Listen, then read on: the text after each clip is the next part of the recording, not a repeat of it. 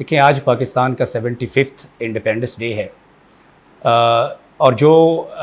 تکمیل پاکستان کے تھیم کے ساتھ منایا جا رہا ہے۔ بنیادی طور پہ یہ تخلیق پاکستان سے تکمیل پاکستان کے سفر کی ایک وہ داستان ہے جو ہمارے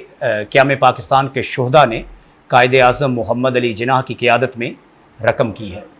اور تخلیق پاکستان کے وہ شہید، وہ غازی،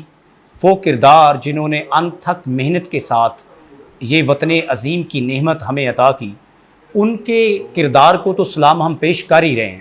لیکن اس کے ساتھ ساتھ جو تعمیر پاکستان کے کردار ہیں، جو تعمیر پاکستان کے شہداء ہیں، جو تعمیر پاکستان کے غازی ہیں، اور وہ لوگ جنہوں نے اس تعمیر پاکستان کے سفر میں اپنا کنٹریبیوشن جو ہے، اپنا حصہ ڈالا ہے، وہ بھی اسی طرح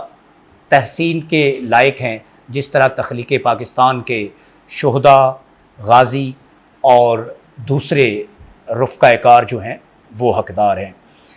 بنیادی طور پہ تخلیق پاکستان کا جو سفر ہے وہ ہمیں یہ بتاتا ہے کہ ہمیں اگر پاکستان کو عظیم سے عظیم تر بنانا ہے اور ہر شعبہ زندگی میں عظیم سے عظیم تر بنانا ہے، تو ہمیں انفرادی طور پہ اپنے اندر ڈسپلن، اپنے فرض کی ادائیگی کا احساس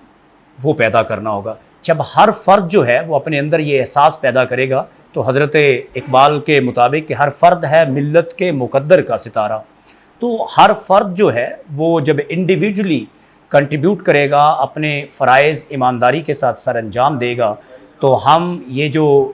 تعمیر پاکستان کا سفر ہے اس کو تخلیق پاکستان کے سفر کی طرح عظیم بھی بنا سکتے ہیں، شاندار بھی بنا سکتے ہیں، اور